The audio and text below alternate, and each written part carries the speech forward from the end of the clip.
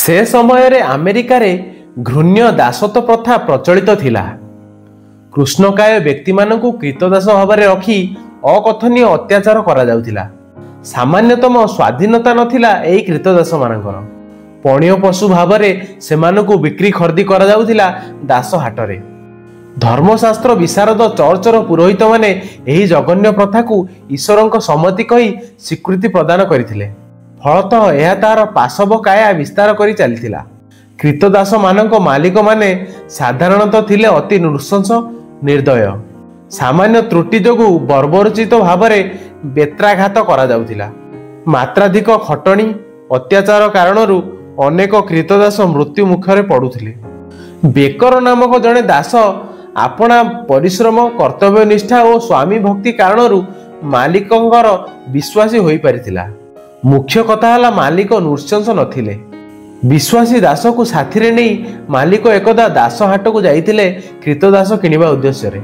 Baker मालिकंकु जड़े वृद्ध कमजोर दास को देखी ताकू किनिबा निमंते कहिथिला। मालिक विश्वासी दासर मत को सम्मान देई वृद्ध कृतदास को किनिथिले। मार्गरे आसुथिबा समय रे मालिक बेकर को पचारिथिले, मनीष हाटरे एते भल हृष्टपुष्ट दास थाउ थाउ तू मते एई वृद्ध दुर्बल दास को किनिबा को कहिलु जे यार कारण कौन? से कौन तोर पूर्व परिचित संपर्कीय?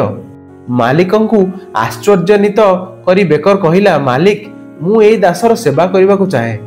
यह सुनी मालिक कहिथिले, केउ कारणरू तू तार सेवा करबा को एते उत्सुक जे? सीए तोर मित्र नुहे बोली कहूछु।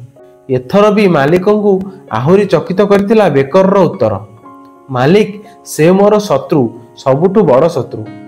ये सेही व्यक्ति जी आज को किछि वर्ष तले गाँव मते बलपूर्वक धरी आनी दास हाटरे बिकी देइथिला। यह मोर जीवनर गतिपथ बदलाई देइथिला। मोर दुर्विसह दासत्व जीवन बिताइबारे मूल कारण एही व्यक्ति। से जानी नथिला दासत्व जीवन केते पीड़ादायक, जहाँ मु मर्मे मर्मे अनुभव करूछि। ए पर्यंत मु दास भाव केते जंत्रणा न सहिछि। मोर स्वाधीनता एही लोक ही सबुदिन पई हरण करि नैथिला। एबे ताकू हाटरे देखु देखु मु चिन्हि पारिली। समय कड़ लेउटाई ताकू दास करि देइछि। एबे से निर्बल वृद्ध दयार पात्र। एही कारणरू मु तार सेवा करबा को चाहूछि मालिक। बेकर एही दरदी कथा मालिकंकु एते प्रभावित करिथिला जे एही नारकीय दासत्व प्रथा विरुद्ध रे स्वर उत्तोलन करबा को सिद्धांत नेबा सह दुहींकु दासत्वରୁ मुक्त करि देथिले स्वाधीन भाव में जीवा पाई।